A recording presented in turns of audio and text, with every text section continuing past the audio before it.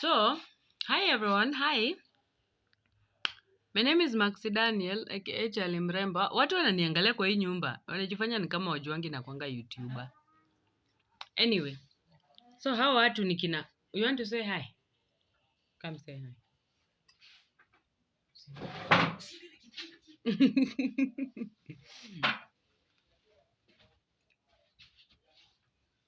Hi.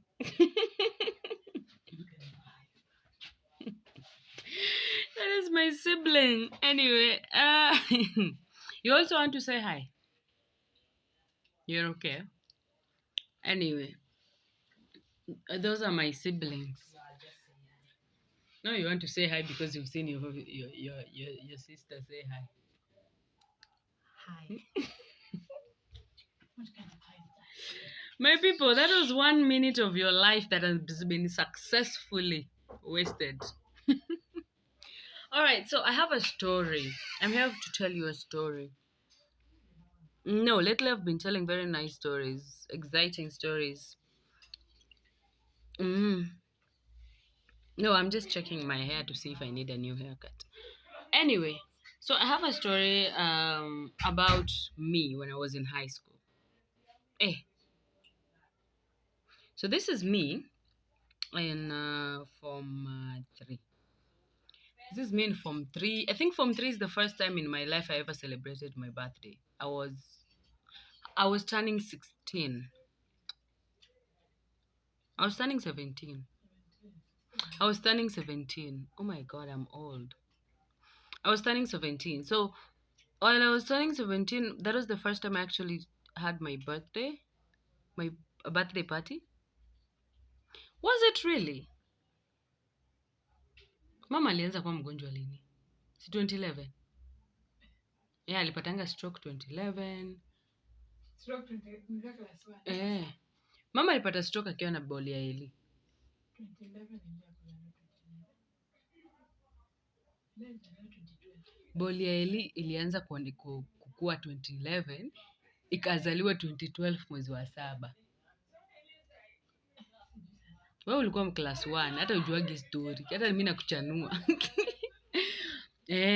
So mom, I remember when my mom first had a stroke and akakuwa partially blind, number 1, akakuwa partially restructured, like a part of her body, macho moja ikuwa inaona, mkono ingine ikuwa inafanya kazi, mguu ingine ikuwa ina move vidole, as in like half of her yote haikuwa inafanya kazi.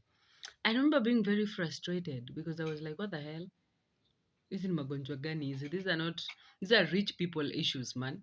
Hizi vitu za watu wenye wameloso pesa. We are not rich bana, sisi ni wasoto ka kitu ingine, tumesota.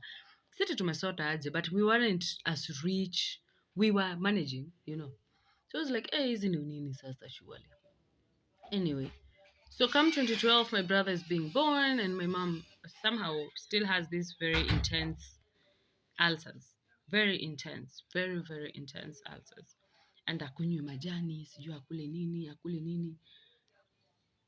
Come 2013 now, she's even worse, you know. She's now losing weight and she's becoming unwell and all that. 2014, she passes on. Now here's where the story is coming. Here's the story. I was giving you background. And I always show off these names. I should change them by now. Mshaziona sana. Sijui ni 3 videos in a row ama ni 4. Mbona sioperate? Anyway, that was just a touch, an introduction, a brief introduction of the story. Now, the rest of the story is my mom has been buried and we're back to Nairobi. Shout out to Miss Morinda for sticking around with us for all that time and sticking around with me for all those years. Anyway, so tumerudi Nairobi and we are going back to school. Tumemaliza Form 3 yote. I was in Form 3 at this point when my mom was passing on. So Form 4, I am so frustrated. Hata sitaki kusoma. Nimechoka na shule. Nimechoka na nyumbani. Is when now I'm experiencing real puberty. Because you know that I had suppressed them ile time yote. Na unataka kwenda wapi? Siwende ulale. Imeanza. Imeanza yo. Mtoto anataka kulala. Alala na umelala mali anataka kulala. Surely.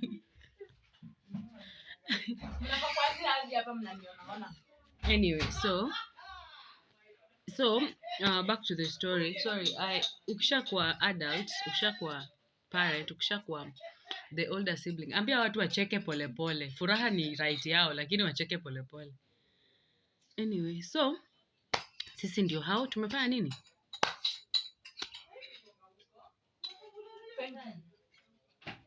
Nimechoka na hii story, ni kama watu wananipigia kelele yake. So tuko form 4, nimechoka na shule, sitaki hata stories, sitaki hata maneno, sitaki hata mtu aniambie anything.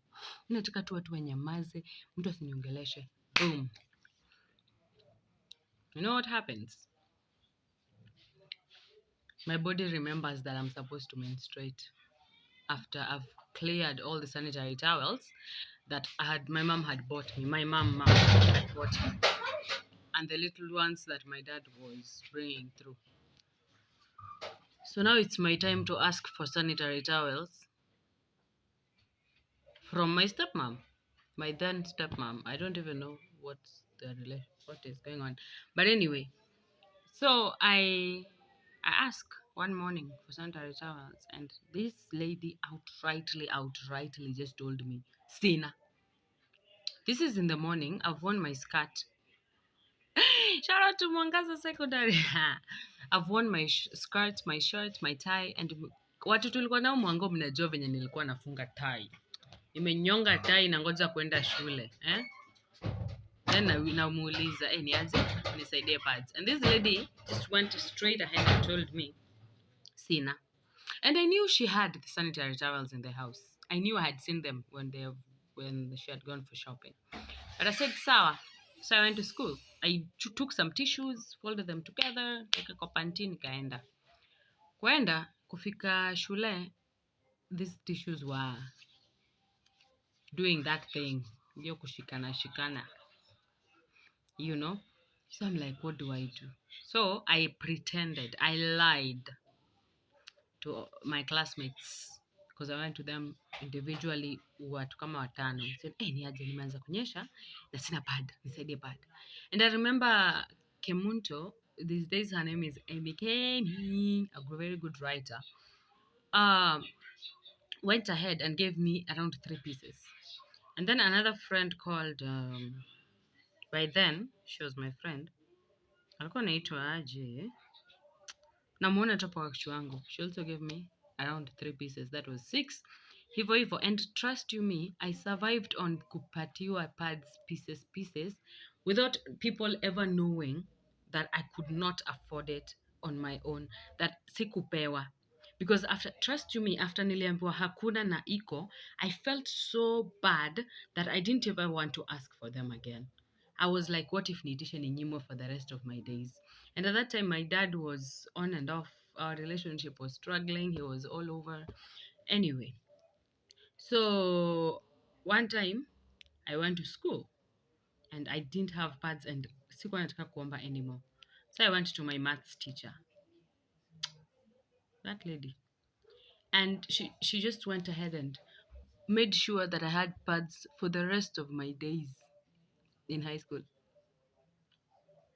Yeah, this lady made sure that I had pads for the rest of my days in high school. All the time I would need sanitary towels, this lady would bring them my way. She would always make sure that Maxia kona pads, ever, until I was done with school. So that is my struggling story when it comes to sanitary towels in high school. And it was so embarrassing. I remember one time I bled through my skirt, and I had one skirt in high school. Yeah, I had one skirt. I had one skirt from 1 mpaka form 2. Then I outgrew it. I was bought another one which was very long. And that one I wore all the way to form 4. So in short, in high school, I had one skirt because the other one I couldn't wear anymore. It was very small. Ilikuwa imeraruka, nini.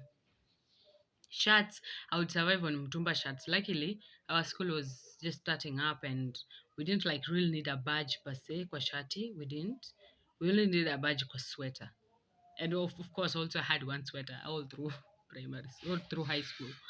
I also had one tie, the prefect's tie, all through high school, back up from 3 when I backed from 4 term 2 when I stopped being the class prefect, I think, class governor. Then I started wearing another tie that I bought, 90 bob, with with some money I would get from doing errands here and there. Yeah, that story ain't as sad as the previous stories that I've told, I think. But it was bad because I bled through that skirt and I was so embarrassed. And I had to tie my sweater around my waist and wash the skirt and wait for it to dry. I sat outside the class nikianika skirt. And luckily, because I was a prefect, no one really knew. So I had to sign a leave out sheet and go home. And when I went home, I remember I was not even asked what was wrong. I was not, me tuliingia tu na kila mtu akasonga na maisha yake. Oh God, the people that raised me. Anyway, where?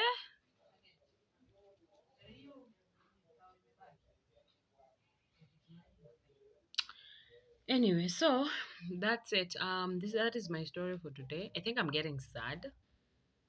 It was sad. It was sad. It was embarrassing. It was bad. It was poverty. It was pain. It was disgusting.